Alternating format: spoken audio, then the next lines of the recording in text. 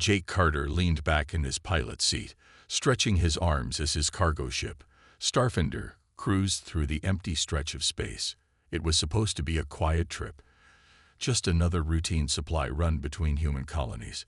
He was alone, as usual, and that was how he liked it.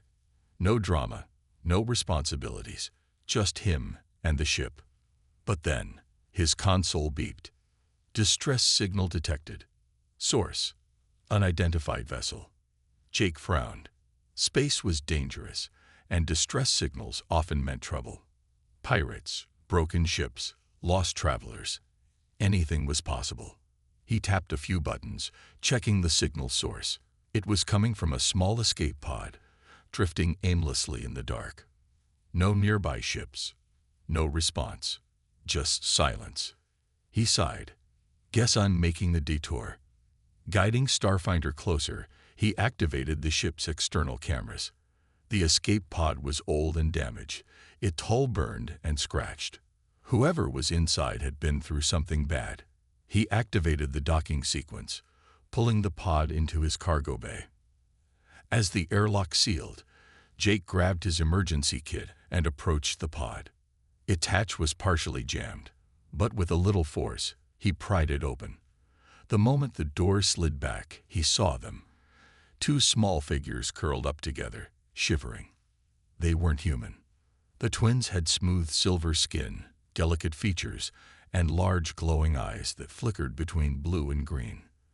Their limbs were thin, almost fragile, and they wore tattered white jumpsuits that barely clung to their small frames.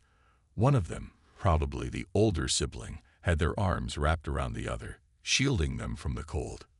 Jake crouched down. "Hey, you okay?" The older twin's eyes widened in fear. The younger one whimpered, pressing closer. "Easy," Jake said, raising his hands to show he wasn't a threat. "I'm not gonna hurt you." Neither of them responded. He scanned them quickly with his medical device. Low body temperature, mild dehydration, but no life-threatening injuries. That was the good news. The bad news: they were terrified. "You're safe now," he said gently. "I'm taking you to my ship. You need food and warmth." The older twin hesitated, then gave a slow nod. That was enough for Jake. Carefully, he lifted them, lighter than expected, and carried them into Starfinder's main cabin. He set them down on a cushioned bench and wrapped them in a thermal blanket. "I'll get you something to eat," he said, walking to the storage unit. He pulled out a nutrient bar and a bottle of purified water. "Here." The older twin eyed the food suspiciously, then took it. They broke it in half, giving a piece to their sibling before nibbling cautiously. The younger twin chewed slowly, still watching Jake with wide eyes. After a few moments of silence, the older one finally spoke. Their voice was soft, barely above a whisper. "Who are you?" Jake sat down across from them. "Name's Jake Carter. I'm a cargo hauler. Found your distress signal and picked you up. You got names." The older twin hesitated before replying. "Scifi." They motioned to their sibling. "This is Lur." Jake nodded. "Nice to meet you, Scifi and Lur. Mind telling me what happened?" Sci-Fi looked down, gripping the blanket. "Our ship was attacked." Jake had figured as much. Pirates. A small nod. Lur trembled, curling up against Scifi's side. Jake could tell they had been through something terrifying. They must have barely escaped. "Well, you're safe now," he assured them. "No one's getting you while you're on my ship." Scifi glanced at him, uncertainty in their glowing eyes. "Why did you help us?" Jake raised an eyebrow. "What do you mean?" Scifi shifted uncomfortably. "Most don't help." Jake leaned back, folding his arms. "Well, I'm not most people." A long silence followed. Scifi seemed to be processing his words, while Lur slowly relaxed under the warmth of the blanket. Jake sighed. "Look, you don't have to trust me right away, but I swear, I won't hurt you. We'll figure out where you need to go." Scifi studied him carefully. Finally, they gave the smallest nod of understanding. "For now." That was enough. But as Jake turned back to his controls, he had a feeling this was just the beginning. Jake Carter sat in the cockpit of Starfinder, watching the stars streak past as his ship cruised through deep space. The two alien twins, Scifi and Lur, were resting in the cabin behind him. He had given them food, warmth, and safety, but something about their silence unsettled him. They were afraid of something, not just of him, but of what might be following them. His fingers moved across the control panel as he ran a system check. Everything seemed normal, but he had learned long ago that space was full of surprises, and not the good kind. A soft sound behind him made him turn. Scifi stood at the doorway, their silver skin reflecting the dim light of the cockpit. Lur peeked out from behind their sibling, clutching the blanket Jake had given them. "Can't sleep?" Jake asked. Scifi hesitated, then nodded. "Too quiet." Jake chuckled. "Most people like quiet." Scifi shook their head. "Not us. We grew up on a station. Always noise. Always voices." They looked away. Now it's just empty. Jake could hear the weight in their voice. Whatever had happened to their ship, they had lost a lot more than just a home. "Sit down," he said, gesturing to the extra seat. Scifi hesitated, then stepped forward cautiously, helping Lur into the seat before taking one themselves. Jake leaned back. "You said pirates attacked your ship." Scifi nodded. "You remember anything about them?" Scifi's eyes flickered with uncertainty. "Dark ships. Fast. No markings." Jake frowned. That wasn't normal. Most space raiders weren't shy about who they were. The ones who used unmarked ships were usually worse than pirates. "Did they say anything?" Jake asked. Scifi hesitated. "They were looking for something." Jake narrowed his eyes. "Something. Or someone." Scifi flinched. That was all the answer he needed. Before he could press further, an alarm blared from the control panel. Red warning lights flashed. Proximity alert. Unidentified vessel detected. Jake's heart pounded as he spun to check the radar. A ship had just entered their range, fast, aggressive, and heading straight for them. "What is it?" Scifi asked, their voice tight with fear. Jake didn't answer immediately. He tapped a few controls, scanning the incoming vessel. The results sent a chill down his spine. It was an attack ship, small, sleek, and armed. It had no official markings, just like the ones Scifi had described. "Buckle up," Jake said, flipping switches. "We've got company." Scifi and Lur clutched their seats as Starfinder's engines roared. Jake pulled the controls hard, sending the ship into a sharp turn. The enemy vessel followed. A voice crackled through the speakers. "Surrender the cargo." Jake's grip tightened. "Cargo," he muttered. Then it hit him. They weren't after his supplies. They were after the twins. Scifi's face paled. "They found us." Jake didn't waste another second. He activated the thrusters, pushing Starfinder to full speed. The enemy ship fired. Plasma bolts streaked past, missing by inches. Lur yelped, gripping Scifi's hand. Jake's mind raced. Fighting back wasn't an option. His ship wasn't built for combat. His only chance was to outmaneuver them. He glanced at the radar, searching for an escape route. There, a dense asteroid field up ahead. It was risky, but better than getting caught. "Hold on," Jake shouted, steering Starfinder straight into the asteroids. The ship shook as they weaved through massive floating rocks. The enemy fired again, but their shots missed, unable to lock onto the fast-moving target. "They're still following," Scifi cried. Jake gritted his teeth. "Let's see if they like playing chicken." He pushed the thrusters harder, diving through the tightest gaps between asteroids. The enemy ship hesitated, then clipped a rock, spinning out of control. Jake seized the moment. He flipped a switch, deploying an electronic countermeasure, a burst of energy that scrambled their sensors. The enemy ship disappeared from his radar. Silence. Scifi and Lur held their breath, waiting. Jake exhaled. We lost them.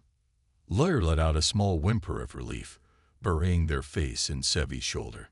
Sevi, however, was staring at Jake with something new in their eyes. Not just fear, not just relief. Something closer to awe. You saved us, they whispered. Jake glanced at them. Yeah, well, I wasn't about to let them take you. Scifi swallowed hard. Thank you.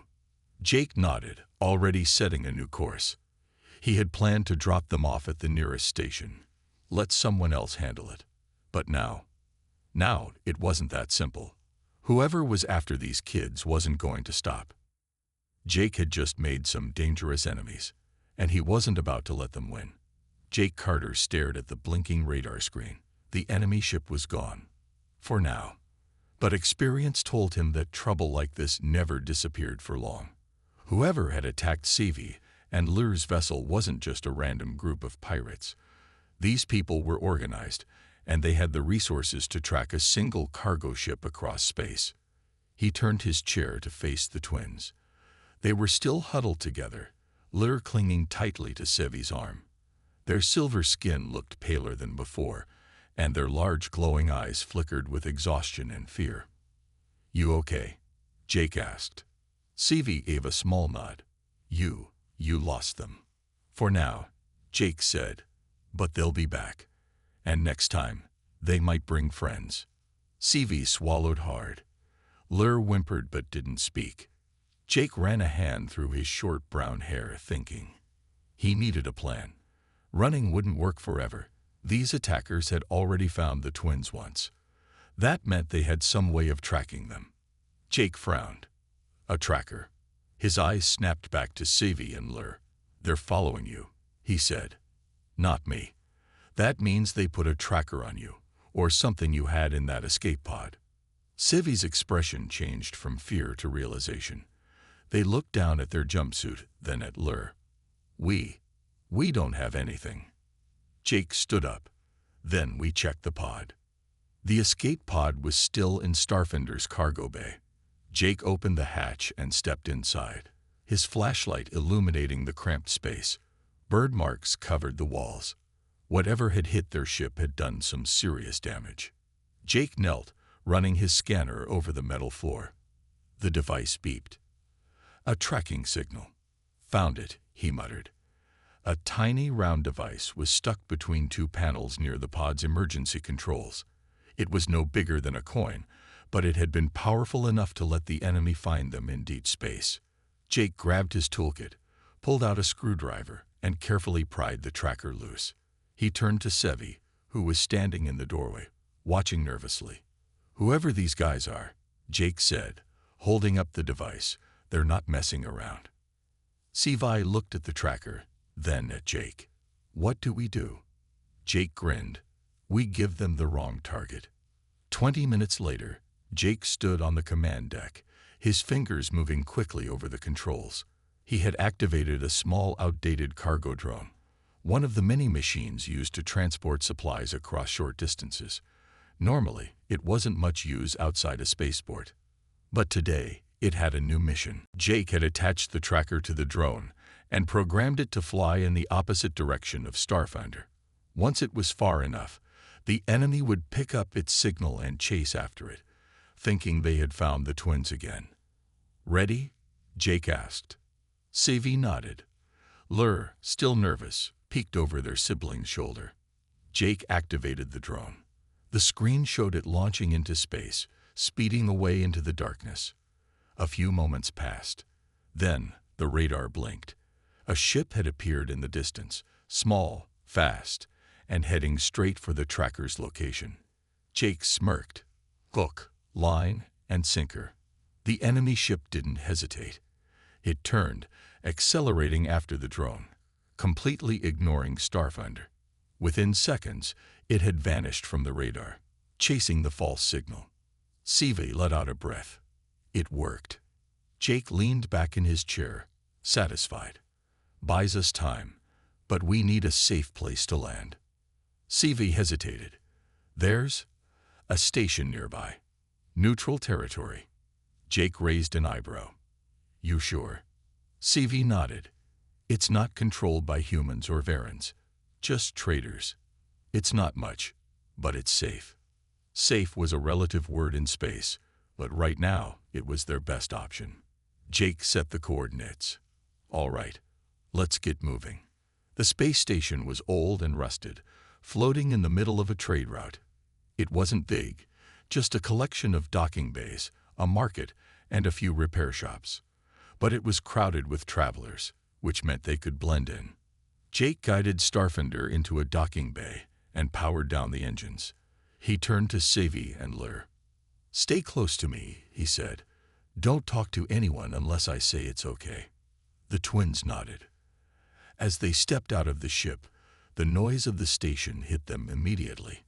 Alien merchants shouted in different languages, mechanical drones rolled by, and the smell of food mixed with the scent of burning fuel. Lur clung to Sevi's arm, wide-eyed. Scifi stood a little taller, trying to look confident, but Jake could see the nervousness in their face. "We just need supplies and information," Jake said.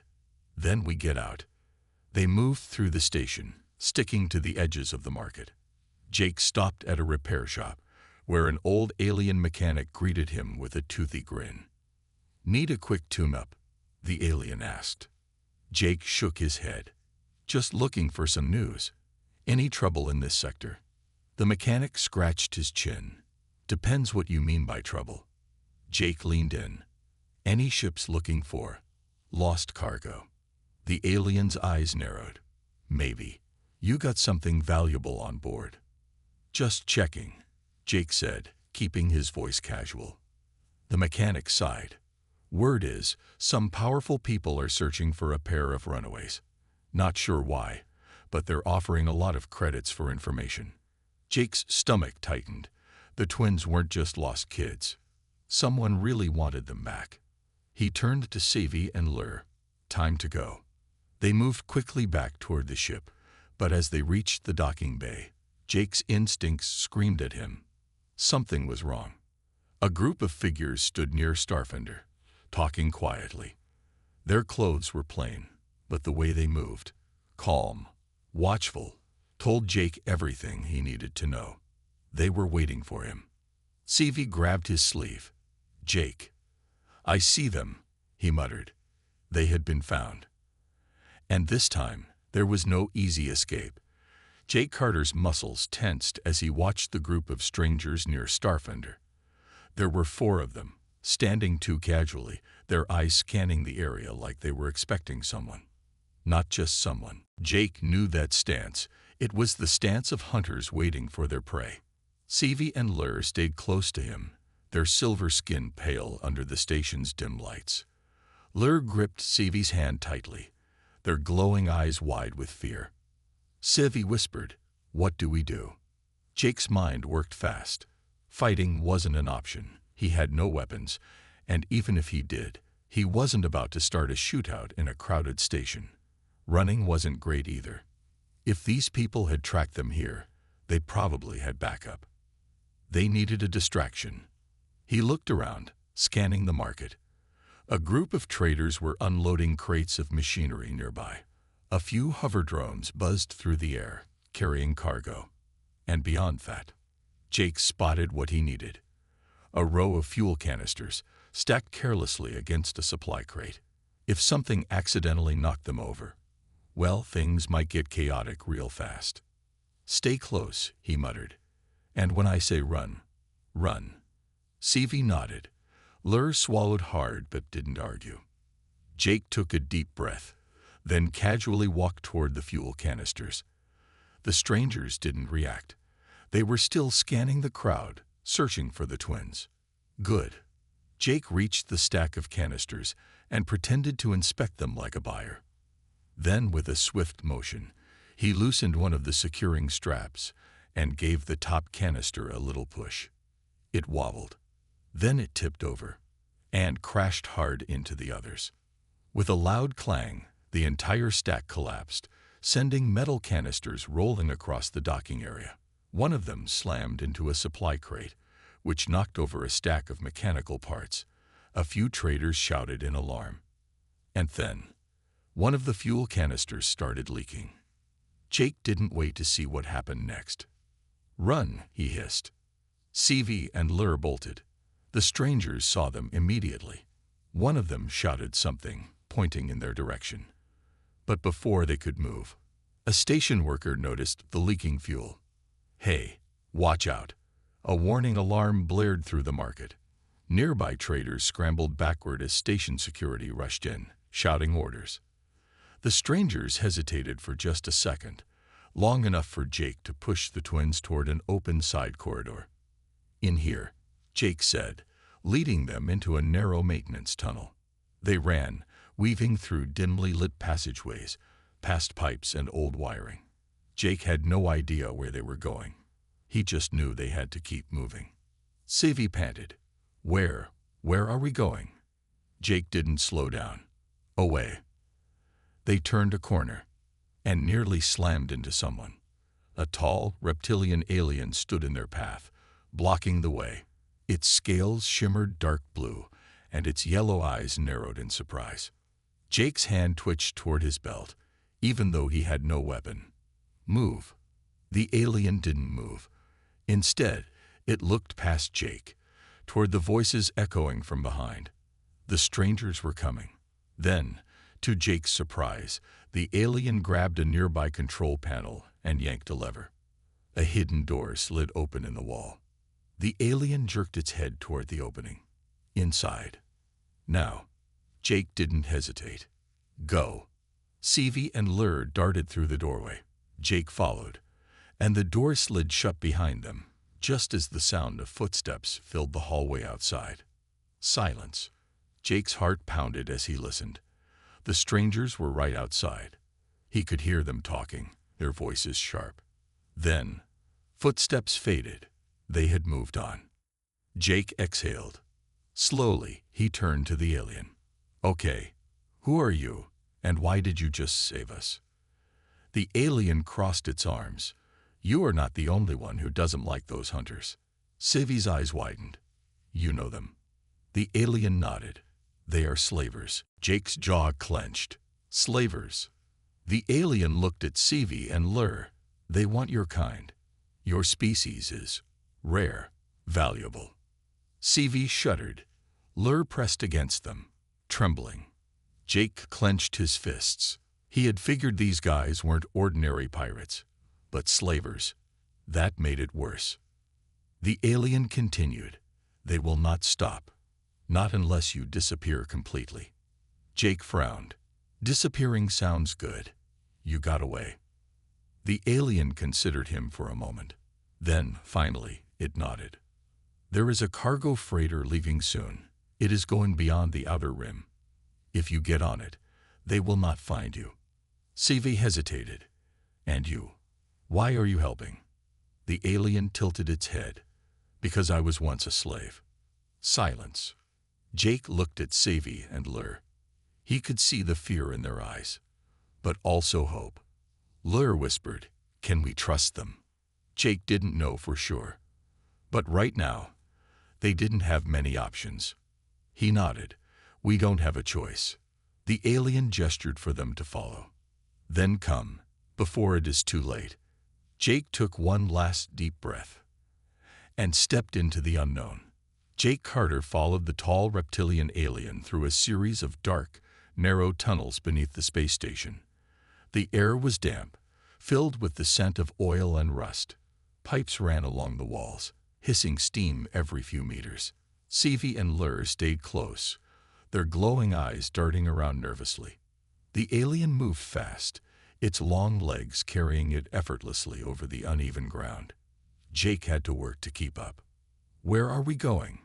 he asked, his voice low. "To the lower docks," the alien replied. "The cargo freighter is leaving soon. If you miss it, you will not get another chance." Jake glanced back. So far, there was no sign of the slavers, but he knew they wouldn't give up easily. They were out there, searching, hunting. He looked at Scifi and Lur. The twins were exhausted, their silver skin slightly duller than before. They had been running for too long. Jake clenched his fists. "I won't let them be taken." The alien suddenly stopped and pressed a control panel on the wall. A small metal door slid open, revealing a ladder leading downward. "You first," the alien said. Jake hesitated. "What's down there?" "The maintenance level," the alien replied. "It connects to the lower docks. Less security, fewer people." Jake didn't trust this completely, but they didn't have time to argue. He gestured to Scifi and Lur.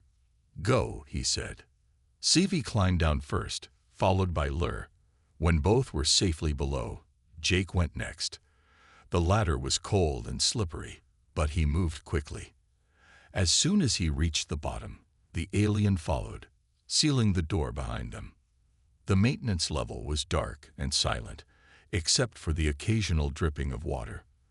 The floor was made of metal grates, and every step echoed through the empty corridors. Lur shivered.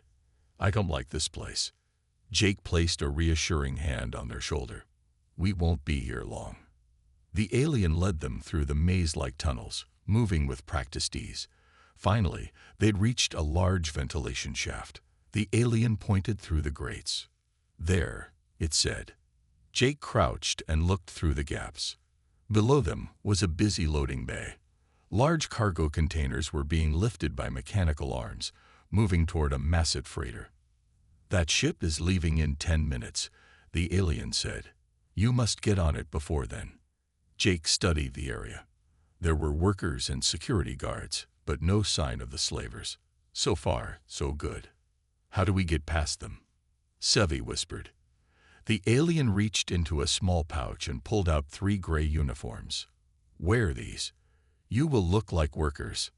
Jake raised an eyebrow. "And you just happen to have these?" The alien's yellow eyes glinted. "I am always prepared." Jake didn't argue. He took the uniforms and handed them to Scifi and Lur. They quickly changed, stuffing their old clothes into a nearby vent. The disguise wasn't perfect, but it would have to do. "All right," Jake said. "Let's move." The alien led them to a side exit. As soon as the doors slid open, they stepped into the loading bay, walking as casually as possible. Jake forced himself to stay calm. "Act normal. Don't look around too much. Don't draw attention." Scifi and Lur stayed close, their heads slightly lowered. They weaved through the workers, heading toward the freighter's cargo ramp. It was almost too easy. Then, a voice behind them. "Hey, you."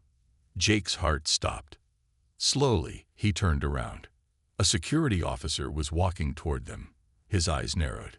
He pointed at Scifi and Lur. "You two, stop." Jake's mind raced.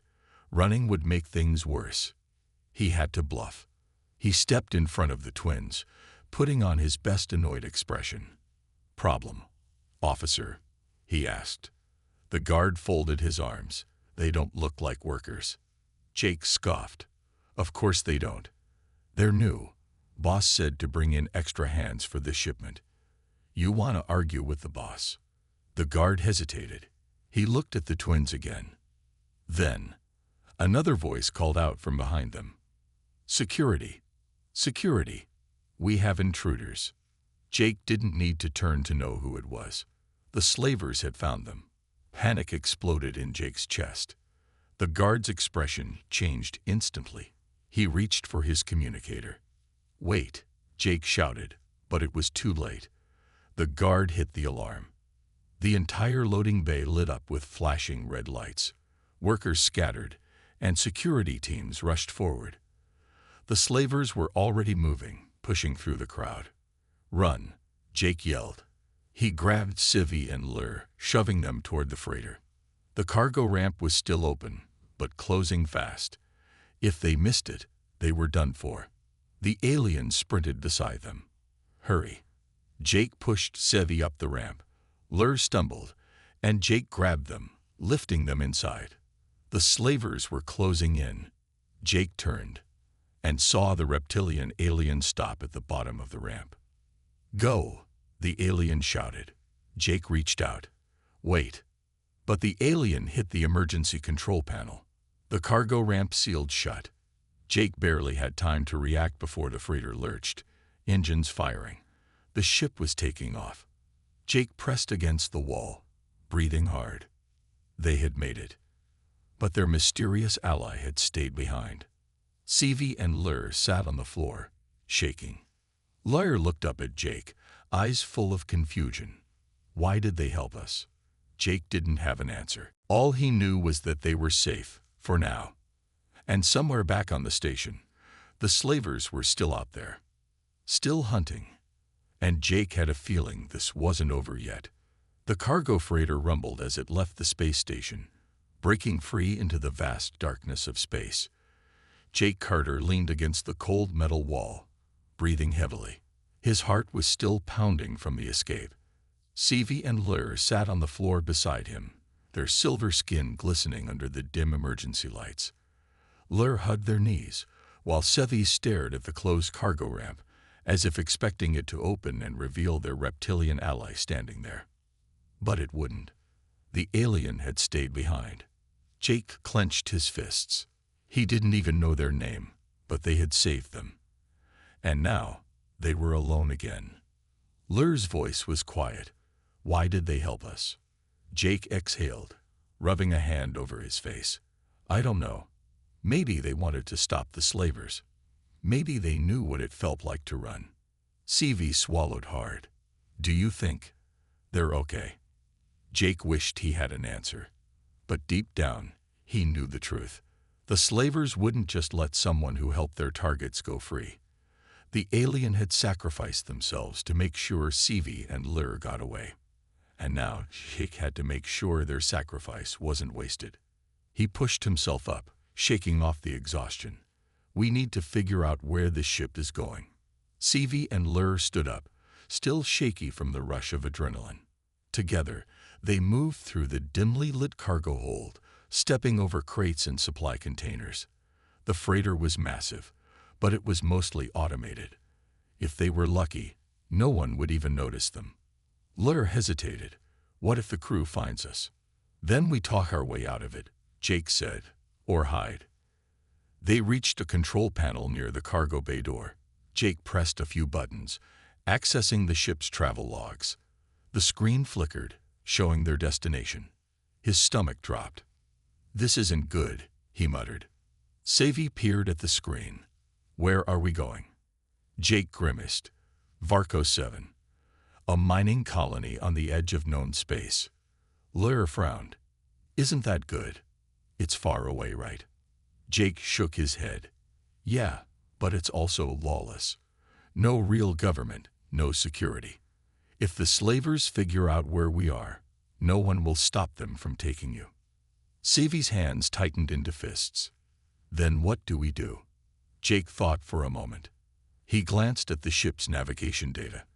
They had about 8 hours before landing. That gave them some time. We need to get off this ship before it lands, Jake said. Lur blinked. How? Jake scanned the ship's schematics. His eyes landed on one option. The escape pods, he said. Scifi's brows furrowed. You want us to launch in an escape pod? Won't that be dangerous? Jake nodded. Yeah, but it's better than walking straight into a trap. Scifi and Lur exchanged a nervous glance, but neither argued. Jake patted their shoulders. Come on, let's move before someone finds us. They carefully made their way through the freighter's dim hallways. The ship was quiet.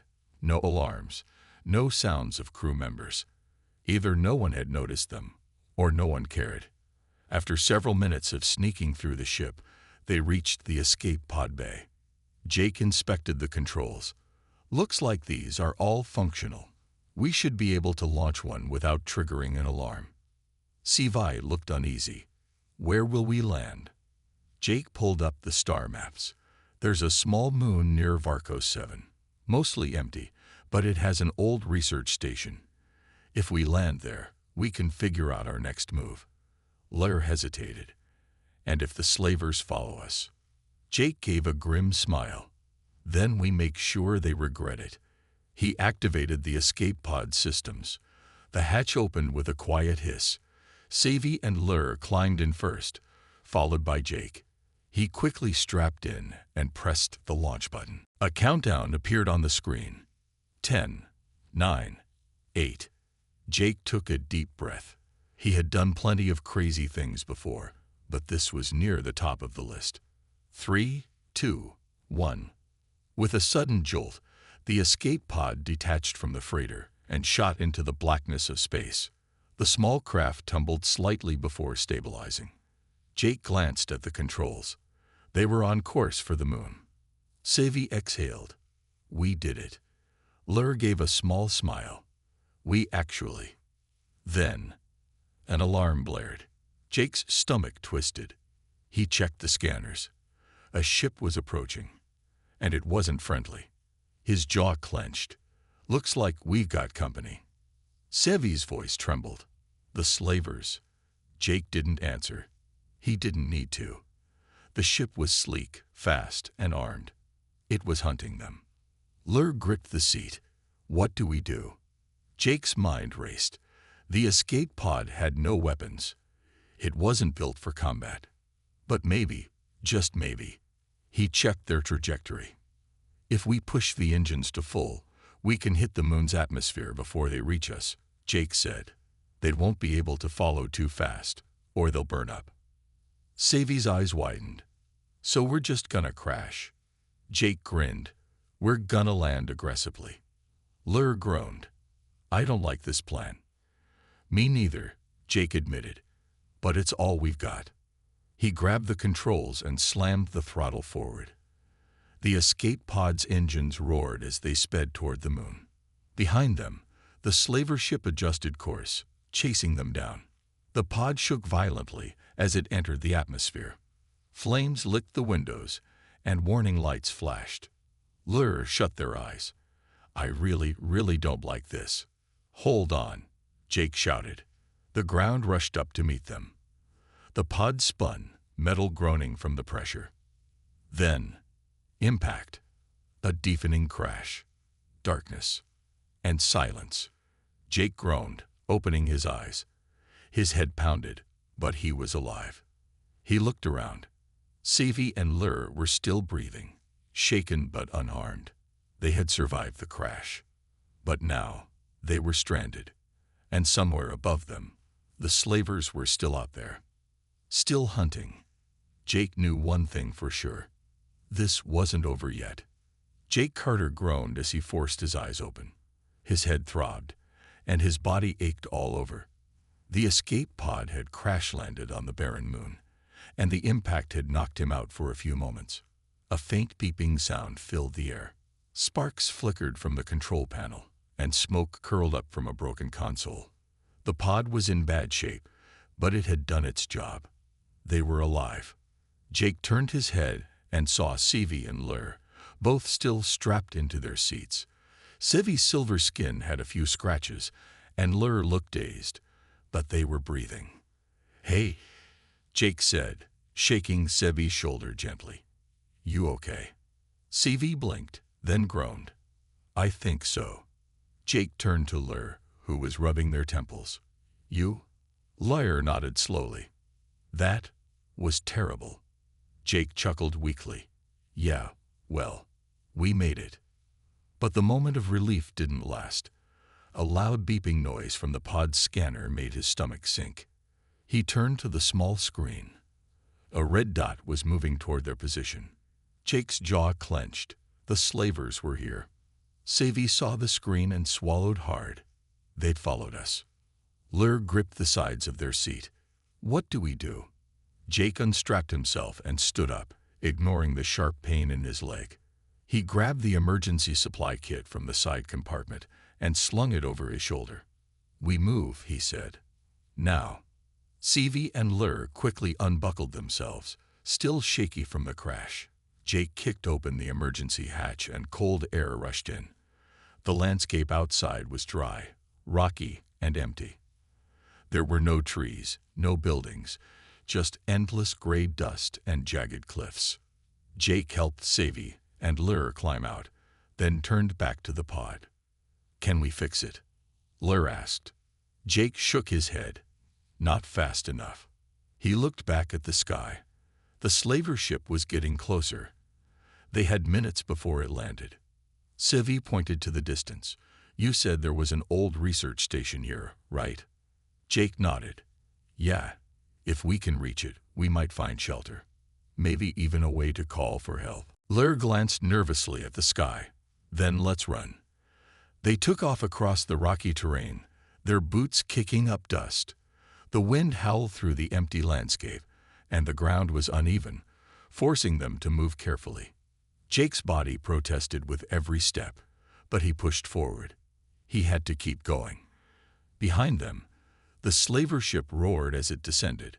They had almost reached a cluster of large rocks when Jake heard the sound of thrusters firing. He turned and saw the slaver ship landing just a few hundred meters behind them.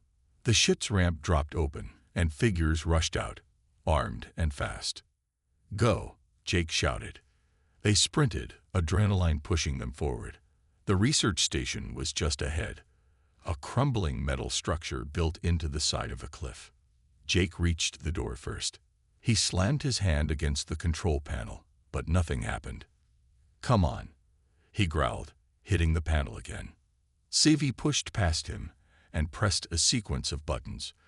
The door let out a low beep before sliding open with a screech. Jake shoved Scifi and Lur inside just as blaster shots rang out behind them.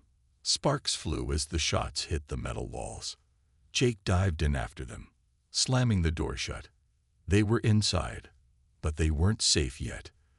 The research station was dark and covered in dust. Broken equipment lay scattered across the floor, and the air smelled of rust. Lur coughed. What now? Jake scanned the room. There had to be something here they could use. His eyes landed on an old control terminal. He rushed over and wiped the dust away. The screen flickered weakly. Come on, he muttered, pressing buttons. The screen powered on, showing a blinking distress beacon. Jake's heart raced. If the beacon was still functional, they had a chance. He quickly activated it. A message flashed across the screen. SOS signal activated. Estimated time for response. Unknown. Lur swallowed hard. Will anyone hear it? Jake turned to face them. I don't know, but it's better than nothing.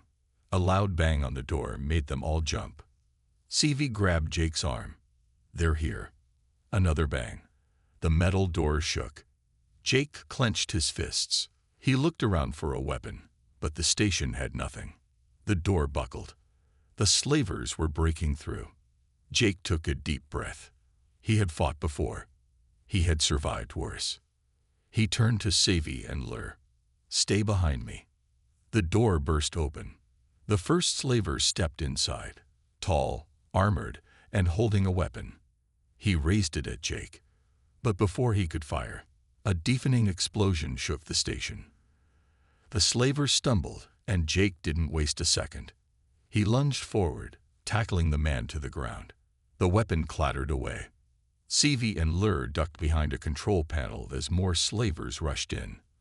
But something was wrong. Outside, the slaver ship suddenly lifted off the ground, against its own control. Jake barely had time to react before a familiar voice echoed through the station speakers. Did you really think I was gone?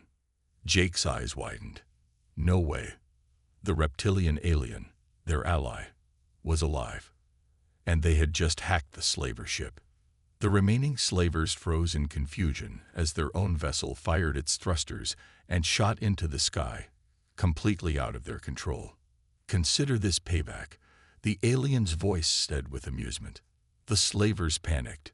Some ran for cover, while others tried to call for help. Jake didn't give them the chance. He grabbed the fallen weapon and aimed it at the nearest slaver. Get out, he ordered. The slavers hesitated, then turned and flowed into the wasteland. Jake exhaled, his arms shaking from adrenaline. He turned to the control panel. Are you really alive? He asked. The alien chuckled. Takes more than slavers to get rid of me. Jake grinned.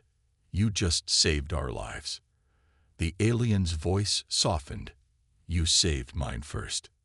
Scifi and Lur ran up, their eyes wide. Are we safe now? Jake looked at them, then up at the sky. The distress beacon was still active. Help would come, eventually.